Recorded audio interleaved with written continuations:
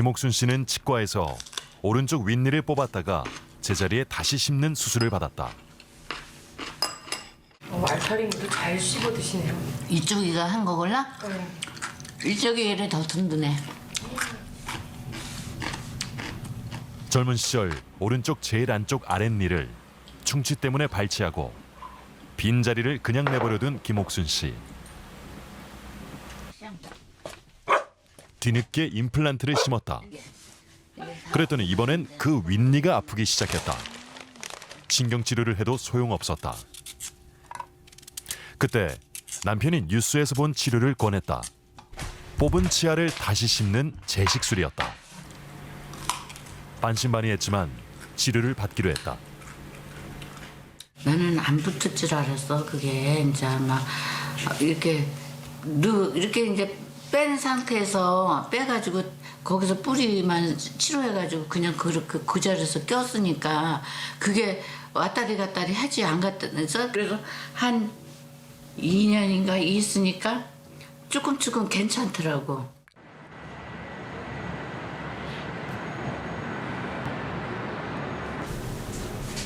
김옥순 씨의 정기검진 날. 1년에 한 번씩 뽑았다 다시 심은 치아는 물론 전체 치아 상태를 점검하고 있다. 잇몸에 염증도 없어 보이고 떼어놓은 것도 아주 괜찮고 제가 치실을 해봐도 사실은 음식물이 많이 낄 것 같진 않아요. 치아의 안쪽에 뭔가 염증이 있거나 해결할 수 없는 일이 있어서 혼자도 아프고 염증도 안 나올 때 그 치아를 손상되지 않게 잘 발치를 해서 염증이 생길 수밖에 없었던 그 치아의 안쪽의 문제점을 해결을 하고 그 치아의 원래 자리로 다시 심어주는 거를 재식술이라고 합니다. 치아 뿌리 끝에 심한 염증이 확인된 경우 먼저 발치하고 뽑은 자리의 염증을 제거한다. 이어서 치아 뿌리의 염증을 제거하고 충전 재료로 메운 다음에 다시 제자리에 심고 봉합하는 것이다. 김옥수님은 생각보다 처음에 좀 아프다고 하셨어요. 그래서 씹는 것도 불편하고 그래서 되게 만족도가 그렇게 높진 않으셨어요. 그리고 나서 한 1년 지나서부터는 사실 전혀 불편함이 없이 다시 이 씌우시고 아래 임플란트랑 같이 이제 잘 쓰고 계세요. 이 재식술이라는 거는 치아를 뽑는 과정, 다시 넣는 과정, 그리고 또 사람이 나이가 들면서 잇몸이 나빠져가는 과정과 맞물려서 뭐 한 4년, 5년 지나서 잇몸이 안 좋아진다든지 뭐 그런 문제들이 늘 생길 수 있거든요. 정말 2, 3년 후에 혹시 이게 잘못되더라도 이번 했으니까 후회 안 한다 하는 분들께 사실 권해드려요. 최근 연구에 따르면 재식 치아의 생존율은 4년 경과 후 83.4%, 11년 경과 후 73%에 달하는 것으로 집계됐다. 성형외과 전문의 박남석 씨. 치아 건강 문제로 레지던트 시절부터 고생을 했다. 레지던트 때 저희 이제 병원에 있으면서 뭐 바쁘다는 핑계로 잠을 못 자니까 그래서 이제 막 잠부터 자려고 그러니 뭐 양치를 제대로 했겠습니까? 그래서 이제 이 여기서 지금 끝에서 이 끝이 있었으면요 이 치아였죠? 여기가 녹아버리기 시작한 거예요 안쪽으로. 퇴근 후 저녁 시간. 박남석 씨는 왼쪽 어금니 2개에 3차례 수술을 받으면서 자연 치아를 지키고 있다. 수술하고 나서 뭐 고기도 먹는데도 전혀 지장 없고요. 그리고 사실 제 이니까 전혀 느낌도 하루에 양치질을 서너 번 하는 박남석 씨. 바쁜 생활 때문에 소홀했던 치아 건강을 지키기 위해 지금 할 수 있는 최선의 노력을 기울이고 있다.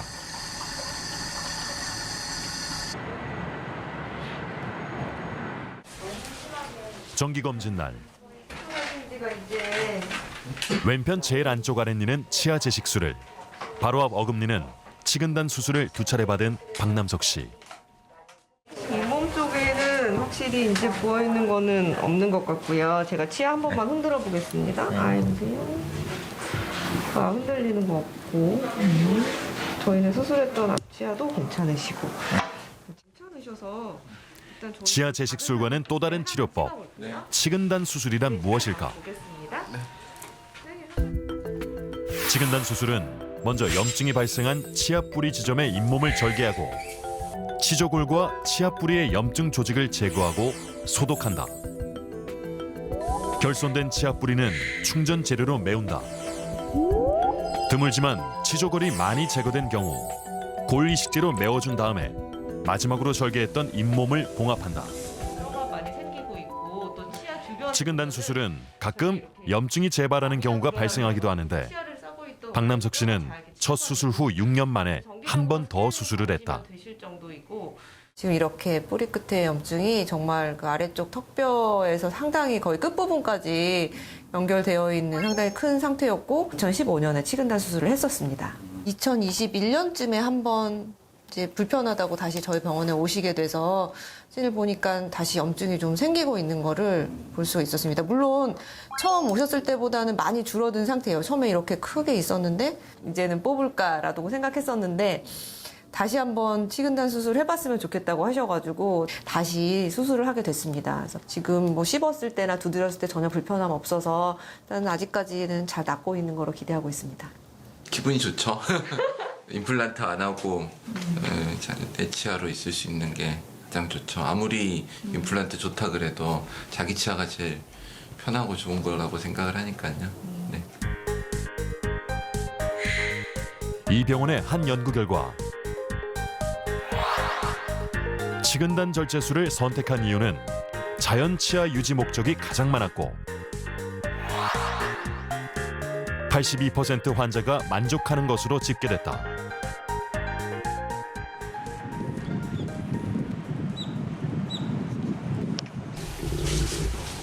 이른 아침부터 분주한 치과 병원.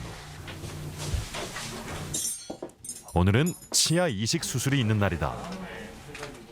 대개 치아 이식술은 대구치 부분, 제1대구치, 제2대구치 어금니들이 이제 심한 치아 우식이나 치주 질환, 파절 등으로 살릴 수 없는 경우에 사랑니를 옮겨서 이렇게 이 대구치의 역할을 대신하도록 하는 그런 이제 술식이 되겠는데요.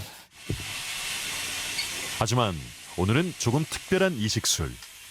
치아 교정을 시작한 환자에게 유아기의 유치가 하나 남아 있다. 상악 좌측 부위에 이 어금니 부분에 유치가 잔존해 있고 원래는 그 하방에 영구치, 소구치가 있어야 되는데 존재하지 않는 경우가 되겠습니다. 발거 예정인 치아 중에 하나를 발거를 해서 이쪽 그 영구치가 없는 치조골에 이식을 하는 아주 흔한 경우는 아닌데요.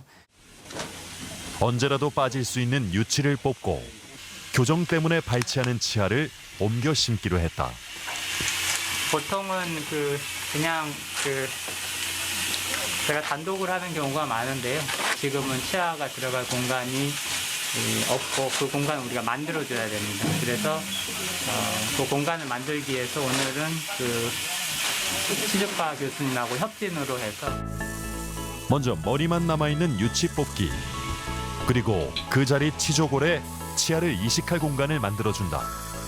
그 다음 교정을 위해 제거할 아랫니를 뽑는다. 이식을 위해서는 사전 측정이 필수다. CT 테이킹을 해서 수여부와 공여치아의 사이즈를 측정을 했고 공여치아의 3D 프린팅 모델을 만들었습니다. 이렇게 준비한 상태에서 치아가 수여부에서 잘 자리 잡을 수 있도록 하는 과정을 거쳤습니다. 드디어 치아가 성공적으로 이식됐다. 뿌리 끝에 있는 줄기세포가 잘 역할을 해서 신경치료 할 필요 없이 그 치아가 그대로 잘 붙으면 제일 좋고요. 어쨌든 이 치아는 세이브할 가능성이 상당히 높다라고 볼 수 있겠습니다.